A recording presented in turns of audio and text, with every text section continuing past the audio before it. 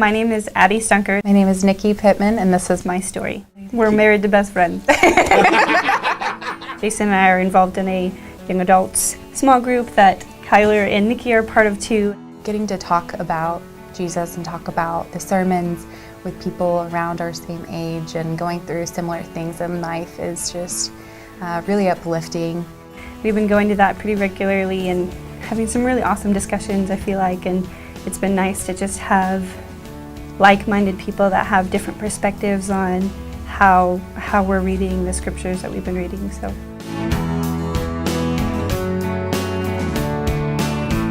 My family moved around a lot, but we were always kind of in a church, never really regular. We're not really regular church goers at the time.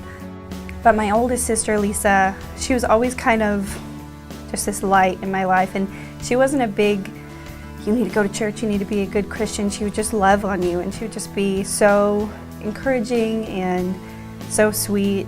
Her vocabulary was always full of Jesus. It was always talking about what the Lord had done in her life and about praying for the people that were hurting.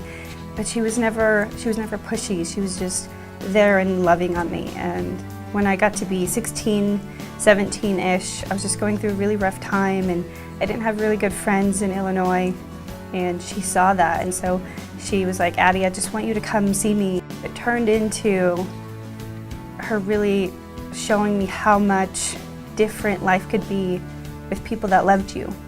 So that's kind of how I got to Tulsa, and her husband at the end of the summer that I visited there said, we love you and we don't want you to be sucked into a life that you don't belong.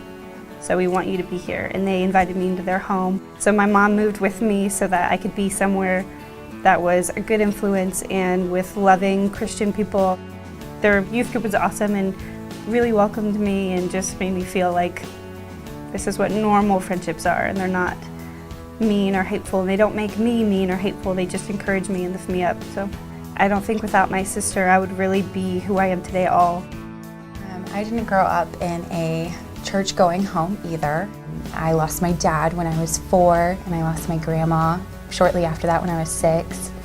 And there was a lot of maybe hesitance to go to church after that because there was a lot of anger and pain.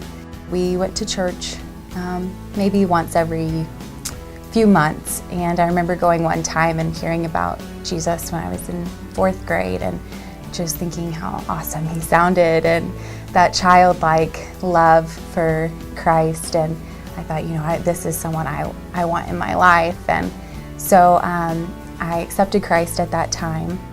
So I started reading the Bible on my own when I was at home, and just really was drawn to this even though we weren't going to church at that time. And one of my friends that I had met years before through school, she started talking to me about church, and her family went to church together, and she had gotten hooked up in this small group and she loved it. And so about middle school she finally invited me again, and I said, yeah, I'll go. Our youth pastor there was wonderful and encouraging, and it was actually a neat group of people because most of the kids that went to the church in our small group, their parents didn't actually attend church. So it was very like a common environment of that loving, that need for Christ, but we didn't have all of it at home. It was through her just asking and again and opening that door for me.